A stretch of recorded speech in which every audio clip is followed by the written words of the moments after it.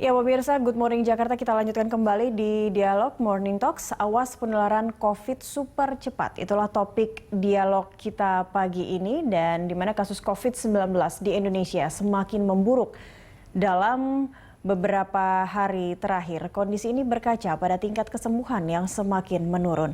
Sementara kasus aktif secara nasional terus mengalami peningkatan yang drastis. Untuk membahasnya kita sudah terhubung dengan Ketua Pengurus Besar Ikatan Dokter Indonesia, Daeng M. Fakih. Selamat pagi, Dr. Daeng.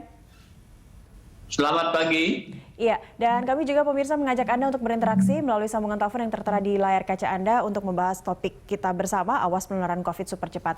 Dr. Daeng, mungkin masyarakat atau kita pemirsa ini membutuhkan informasi terkait melihat ada mutasi kasus COVID-19 begitu yang dikatakan semakin cepat.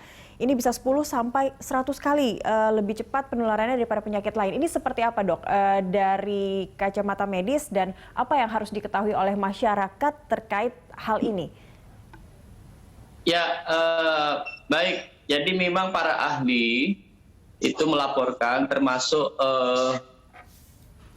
salah satu dari dokter dari kita ya, itu mantan dirjen beliau, Prof. Yoga Aditama, itu memang menyampaikan bahwa COVID ini mengalami beberapa kali mutasi. Dan mutasi yang ditimbulkan itu adalah menyebabkan COVID ini semakin bertambah cepat untuk menularkan ke orang lain. Itu kabar tidak baik. Cuman ada kabar yang agak tidak mengkhawatirkan karena mutasi yang timbul itu tidak menyebabkan keganasan menimbulkan kematian lebih parah. Jadi memang yang terindikasi yang mengalami mutasi itu menyebabkan penularan jauh lebih cepat. Nah, ini yang perlu diwaspadai masyarakat, bahwa tingkat penularan itu akan jauh lebih cepat sehingga kasus-kasus di lapangan akan bisa lebih tinggi, bisa lebih banyak kalau kita tidak hati-hati. Baik, dokter, ini lebih cepatnya ini dengan menimbulkan gejala-gejala yang baru juga, jauh lagi lebih umum atau seperti apa, Dok? Masyarakat pasti perlu mengetahui karena banyak juga tetap kita temukan asimptomatik ataupun OTG yang terjadi di lapangan begitu. Ya, memang dari awal ya COVID ini kebanyakan OTG ya, 50% lebih. Itu memang tanpa gejala. Ini yang juga perlu diwaspadai karena tanpa gejala, maka penularan COVID ini kadang-kadang tidak diwaspadai. Sampai sekarang yang menimbulkan, yang mutasi juga itu tetap gejalanya hampir sama ya, variasinya tetap sama, tetapi menimbulkan OTG itu tetap 50% lebih, sehingga ini juga perlu waspada. Kawan-kawan yang yang mobilitasnya tinggi, kemudian sering keluar rumah untuk bekerja, mencari nafkah bagi keluarganya, itu sangat hati-hati. Belum tentu dalam kondisi tubuh yang sekarang itu, belum tentu dia tidak terinfeksi. Bisa jadi terinfeksi tapi tanpa gejala. Situasi seperti ini seharusnya kita lebih hati-hati, terutama kawan-kawan atau saudara-saudara kita yang sering keluar rumah. Sebaiknya di rumah itu waspada supaya tidak terjadi klaster rumah tangga. Baik, ini klaster rumah tangga saja sekarang nampaknya mulai muncul kembali dan juga klaster perkantoran juga nampaknya ini mulai muncul kembali begitu ya, Dok ya. Kalau kita melihat dari mutasinya yang juga semakin cepat, apa yang paling bisa mendorong cepatnya mutasi atau penyebaran ini selain mungkin interaksi masyarakat, protokol 3M juga nampaknya kita lihat ini semakin kendur juga. Apa yang terlihat dari penyebaran COVID-19 ini yang paling cepat itu apa, Dok? Dari apa begitu? Ya, pertama memang karena virusnya ya yang mutasi itu, dan mutasi itu karena memang sifat dari virusnya. Ya, kalau itu memang yang perlu kita jaga, para pakar harus lebih jeli lagi melihat tentang mutasi-mutasi virus itu. Yang kedua, kecepatan penularan virus ini karena dari manusia ke manusia itu dipicu oleh aktivitas-aktivitas manusia yang yang sering berkumpul sesama manusia. Karena dia perpindahannya dari manusia ke manusia tidak melalui vektor ya. Misalnya DBD itu kan melalui vektor nyamuk ya. Iya. Tetapi kalau virus ini langsung dari kita, dari manusia ke manusia lain. Oleh karena itu, kalau udara, ya. Dokter Daeng, udara ataupun mungkin kalau di perkantoran atau di ruang-ruang tertutup yang kita menggunakan AC begitu, ini seberapa besar juga kemungkinan penyebarannya jauh lebih cepat lagi? Ya, jadi pada prinsipnya yang pertama itu dari manusia ke manusia, sehingga berkerumun atau terlalu dekat kita dengan orang lain atau manusia yang lain itu harus dihindari. Yang kedua memang ditengarai dalam kondisi udara tertutup, ya, udara tertutup, aliran udaranya tidak ada keluar, tidak ada pergantian udara, kemudian udaranya agak lembab, ya. Kemudian di situ berkumpul manusia, ya, lebih banyak berkumpul manusia, kemudian mengeluarkan suara, ya, karena kan infeksi itu ada di saluran nafas. Nah, begitu kita berbicara atau bersin, batuk, atau ceramah ya, atau pidato, atau kalau rapat memberikan pengarahan, itu akan mengeluarkan materi-materi virus dari saluran napas kita melalui aktivitas bicara atau berpidato atau memberikan pengarahan. Nah, itu kalau terlalu lama di ruangan yang tertutup tadi, apalagi ber-AC, ya, udaranya lebih lembab, nah itu akan semakin memperberat resiko kita tertular. Oke, baik. Meskipun ini tetap menggunakan masker atau ada hal lain yang perlu dilakukan oleh masyarakat. Kembali lagi ke penggunaan masker medis atau sebenarnya bisa diantisipasi dengan penggunaan masker kain? Ya, sebenarnya memang yang ideal itu kita harus memakai masker medis ya, yang ideal ya. Karena masker medis itu bisa menyaring sampai lebih dari 95% partikel maupun mikroorganisme.